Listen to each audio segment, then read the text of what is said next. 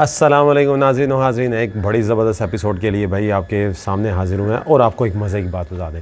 Chief of army staff and Pakistan cricket team, इनका आपस में क्या ताल्लुक़ है? ये ताल्लुक़ बहुत गहरा होता जा रहा है इस दफ़ा, इतना गहरा हो गया है कि हम भाई सर पकड़ के बैठ गए हैं कि क्या चल रहा है। आपको बताते जाएँ क्या हुआ क्या। कल इनकी थी इफ्तारी पूरी पाकिस्तान क्रिकेट टीम की, सिर्फ और सिर्फ 15 नहीं 18 नहीं, जो 29 प्लेयर काकूल अकेडमी में आए थे उन सब की मुलाकात हुई। चीफ़ ऑफ आर्मी स्टाफ ने दिया हुआ था कल इफ्तार पार्टी, वहाँ पे कुछ ऐसी बातें हुई और बहुत सारे डेवलपमेंट हुई, वो आपको भी बताते हैं। इससे पहले थोड़ी सी मैं आपको हिस्ट्री बताऊँ। हुआ ये कि भाई पाकिस्तान क्रिकेट टीम में जब बाबर आजम को सैक किया गया, शाहीन अफरीदी को लाया गया ज़का अशरफ के दौर में, फिर मोहसिन नकवी आए और बाबर आजम तो ख़त्म हो गए हुए थे। मोहसिन नकवी ने देखा कि शाहीन अफरीदी इतने वर्ल्ड क्लास कप्तान नहीं है, चूँकि बाबर आजम भी नहीं है, तो उन्हें हटा दिया गया। तो शाहीन अफरीदी को भी हटा दिया गया राइट आफ्टर PSL, और आपने आपको ख़बर भी दी थी, आपको याद होगा, हमारी पुरानी एपिसोड्स आप देख सकते हैं।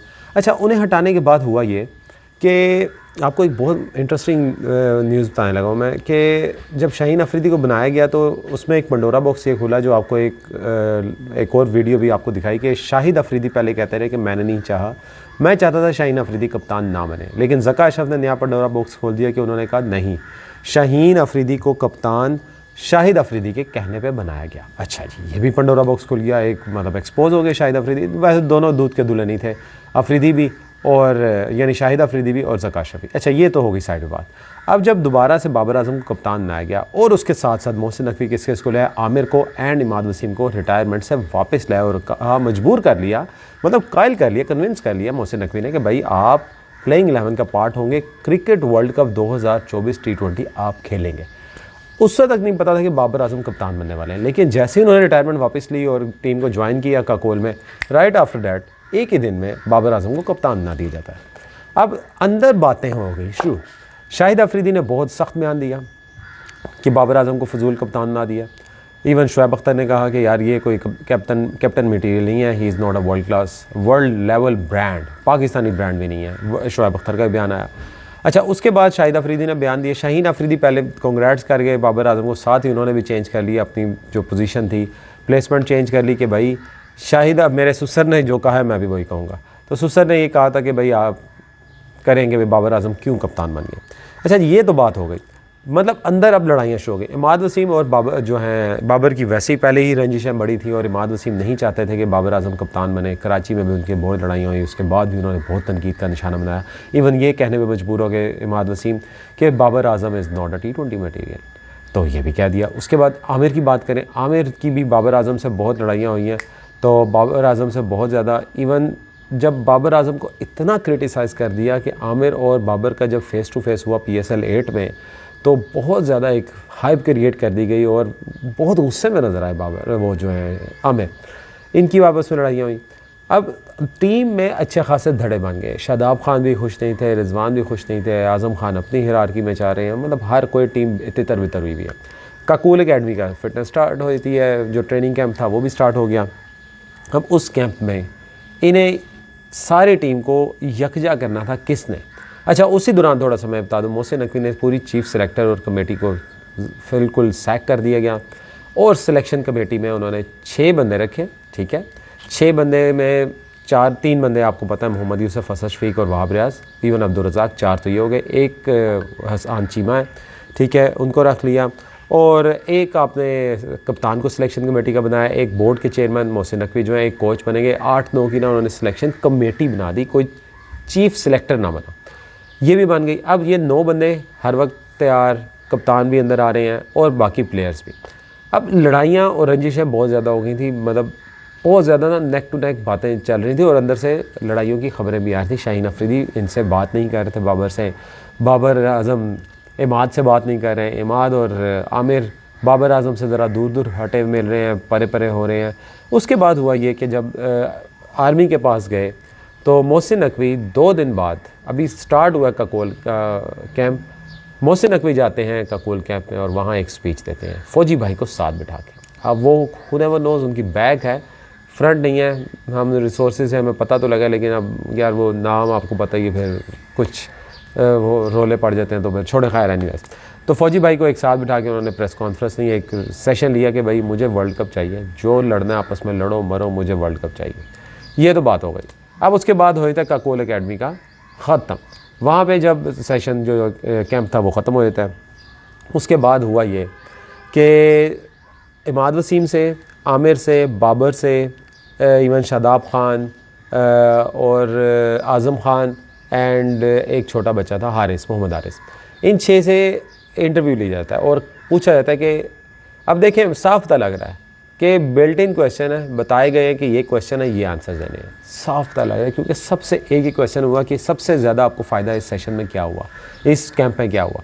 तो जवाब सबका एक ही कि भाई हमें सबसे ज़्यादा फ़ायदा ये हुआ है कि यहाँ पे आके हमारी टीम बिल्डिंग एक्टिविटी हुई है और हम एक यकजा हो गए हैं जिसकी बहुत ज़रूरत थी। इमाद वसीम ने भी कहा, आमिर ने भी कहा, बाबर ने भी कहा, आज़म ख़ान ने भी कहा, शादाब ने भी कहा, मोहम्मद हारिस ने भी कहा। तो साफ पता लग रहा था कि जो 9 मई के वाक़यात के बाद सीन हुआ वही यहाँ पे भी स्टार्ट हो रहा है। आप कह सकते हैं कि 9 मई का तो वाक़या ना हुआ, उसमें आप कह सकते हैं कि 7 अप्रैल का वाक़या एक हुआ था और स्टार्ट में जो मार्च का एक वाक़या हुआ 27 मार्च का। तो हमने वो डेट्स बना ली हैं और उसका आपको नज़र भी आ रहे हैं रिज़ल्ट्स। एनीवेज़, अब टीम के आपस में यूनिटी होने लग गई है। कल ये गए हैं जी, चीफ़ ऑफ आर्मी स्टाफ ने इन्हें बुलाया अपने डिनर पे, इफ्तार डिनर पे, वहाँ पे मुलाकात की है। चीफ़ ऑफ आर्मी स्टाफ ने सिर्फ एक बात की, सब ने सुनी, Babar Azam is a world class batsman, ही इज़ अ ग्रेट कैप्टन। बस ये दोनों बातें की, ख़त्म। फिर आपको पता है, अब मुझे पता है कि इस पे होगा क्या, इस पे होगा क्या कि अब डिफरेंट प्लेयर्स आएंगे, लाइक मोहम्मद आमिर भी आ सकता है, इमाद वसीम भी आ सकते हैं, कोई भी प्लेयर आएगा और प्रेस कॉन्फ्रेंस करेंगे अब, क्योंकि आपको पता है प्रेस कॉन्फ्रेंसेस होती हैं और वहाँ ये करेंगे भाई बाबर आजम से बेहतरीन कप्तान तो कोई है ही नहीं। इसी अवस्था में राशिद लतीफ़ का एक बयान आता है। राशिद लतीफ़ कहते हैं कि टीम बिखर गई है, आपस में यूनिटी नहीं रही, एक मैच हारेंगे टीम फारिग हो जाएगी। इसी में एक मोहम्मद आसिफ कहते हैं कि आमिर अगर टीम में आ गए हैं और अच्छे परफॉर्मेंस दे दी तो शाहीन अफरीदी बाहर हो जाएंगे और मोहम्मद वसीम जूनियर भी। हर एक के अपने बयान नज़र आ रहे हैं, टीम को तोड़ा जा रहा है, लेकिन चीफ़ ऑफ आर्मी स्टाफ का यहाँ पे और मोहसिन नकवी का किरदार बहुत अहम नज़र आया। होना भी चाहिए था, लेकिन उन्होंने शो भी किया कि हम बड़े हैं, बड़ापन दिखाया और सबको कहा कि सीधी तरह खेलो, खेलना है तो सीधी तरह खेलो, नहीं तो बाहर कर देंगे, वर्ल्ड कप हमें चाहिए, और बड़े सख्त बयान आती हैं। इसी के साथ आपको बताऊँ, सिलेक्शन कमेटी ने पूरी टीम के साथ कल इफ्तार डिनर से पहले 1 घंटा सेशन किया। अब उस सेशन में आपको एक मज़े की बात बताऊँ, अब्दुल रज़ाक ने कहा ओपनली सबके सामने कि मोहम्मद आमिर एंड बाबर आजम हमारे स्टार हैं, हमें इससे गर्ज़ नहीं है कि उनका आपस में रिलेशनशिप क्या है, हमें गर्ज़ ये है कि हमारा वर्ल्ड कप जीतना इन दोनों ने 2024 का। तो आपके सामने भाई पीछे से जो बातें आ रही हैं बड़ों से, तो वही आगे जा रही हैं। थर्ड अंपायर जिसे हम कहते थे, इमरान खान जिसे थर्ड अंपायर कहते थे, हम बड़े कहते हैं, सारे कहते हैं, अपने अपने नाम रखे हुए, मैं तो बड़ा कहता हूँ भाई। बड़े जो लोग हैं उन्होंने जो कहा वही आगे अब्दुल रज़ाक ने बयान दिया, वही आगे आके मोहसिन नकवी कह रहे हैं, अब वही आगे प्लेयर्स में ट्रांसफ़र होने लगे हैं, जो अच्छी चीज़ है, ये कोई बुरी चीज़ नहीं है। देखिए इसमें ना मसला पता है क्या, इसमें देखें टीम की यूनिटी होगी ना तो it's better for them. Team की यूनिटी होगी तो ही आगे चल सकते हैं। तो अब दुआ है कि पाकिस्तान टीम ये वर्ल्ड कप उठाए, क्योंकि हमारे जो बड़े हैं आसिम मुनीर और मोहसिन नकवी ने स्ट्रेट फॉरवर्ड एक ही पैगाम दिया है, हमें ये वर्ल्ड कप चाहिए। टीम जो मर्ज़ी हो, हमें वर्ल्ड कप चाहिए। मोहम्मद आमिर प्लेइंग 11 से स्पेशली इंडिया के ख़िलाफ़ बाहर नहीं होंगे। पूरी टीम में इमाद वसीम, आमिर ये लाजमी रहेंगे, बाबर आजम ओपनिंग करेंगे और हमें ये वर्ल्ड कप चाहिए। आपस में जितनी मर्ज़ी रंजिश है उन्हें साइड पे करें, पाकिस्तान के लिए खेलें, जो कि बहुत अच्छी बात है। इसके साथ ही हम नाज़रीन आपसे इजाज़त चाहते हैं। आपसे एक नई एपिसोड में फिर मुलाकात होगी, जो कि हमने बहुत ज़्यादा की हैं। आप देखते रहें, हमने एक नए इनपुट के साथ, नए आउटपुट के साथ, एक नए लोगोस के साथ आए हैं आपके साथ। आपने ज़रूर अपनी राय देनी है कि कैसा लग रहा है हमारा अब ये नया एक प्रोफेशनलिज़म, ज़रूर बताएं। तब तक के लिए हम आपसे इजाज़त चाहते हैं।